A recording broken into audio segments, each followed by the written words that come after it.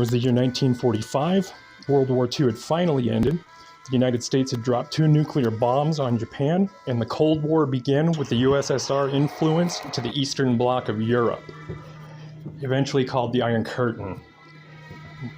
The famous Wall of Berlin. In Eastern and Western Germany, communism grew and grew. And in this race, this Cold War, not only nuclear weapons of mass destruction were needed, but as well as the best rifles that infantry would need, which comes to a young man at this time named Mikhail Kalashnikov. Kalashnikov would begin developing the iconic AK-47 in 1945. During development of the famous AK-47, Kalashnikov looked at the SKS rifle and then said this: "First you must perfect that is already made, then you can create." In the year 1919, Kalashnikov was born. During this time, the Bolshevik Revolution had begun, Lenin had seized power, and the Soviet Union began to build. In 1924, Stalin would gain control of the nation and be known as the Red Terror for use of violence, manipulation, and paranoia. Kalashnikov's family in the 1930s had lost most of their farmland due to the new communist policies. His family had to combine their hunting and farming skills after deportation to survive. Hunting and tinkering with farm equipment is what drove Kalashnikov and his fascination.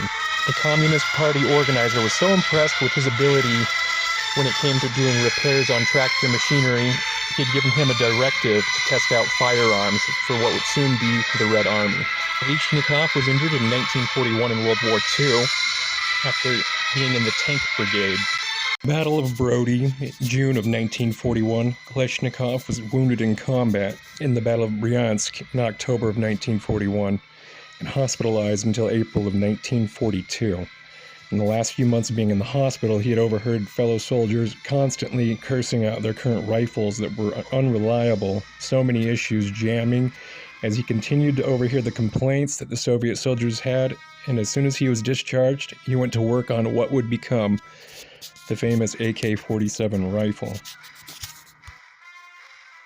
During this time period, he would create multiple prototypes that were very impressive, which earned his commission in the Soviet Science Development of Weapons program. None of these firearms were ever issued by the Soviet military. They had played a huge role in the development of new Soviet small arms.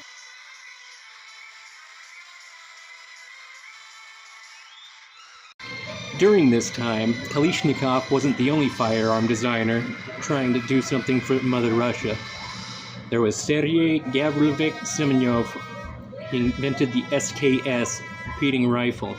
It had an internal magazine that would hold 10 rounds. It was semi-automatic. It was fairly simple design, very durable, as well as cheap to manufacture. Multiple models of this have came out over the last 60 years. It was capable to reload quickly using clip strips. It took the 7.62 round, which is on huge surplus already with the USSR, manufactured in Tula, Russia. Sergei Gavrilovich Semenyov design was top-notch until Kalashnikov came around.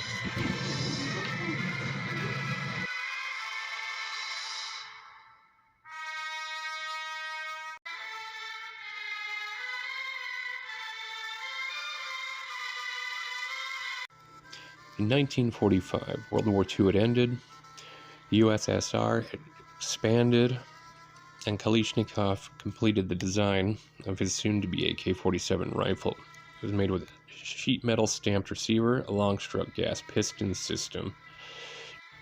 Kalashnikov believed in keeping everything as simple as possible because the things that are simple are usually the most perfect. The rifle took detachable magazines, so the amount of ammunition you carried varied, however, usually 25 to 30 rounds. It shot 7.62. It was made from redwood. The springs were braided, and the blueprint became iconic. It passed all of the testing. It became one of the most recognizable mass-produced rifles this world has ever seen.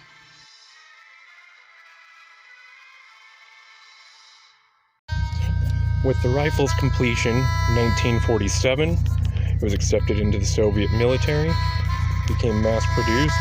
By 1950, had been distributed amongst the military.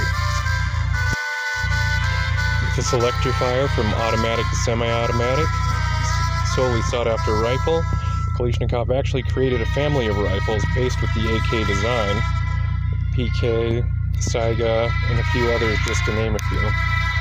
Kalashnikov's rifle began to show up in different nations as well, Korea, China, all throughout Asia. Kalashnikov's weapon was well known and everybody wanted it.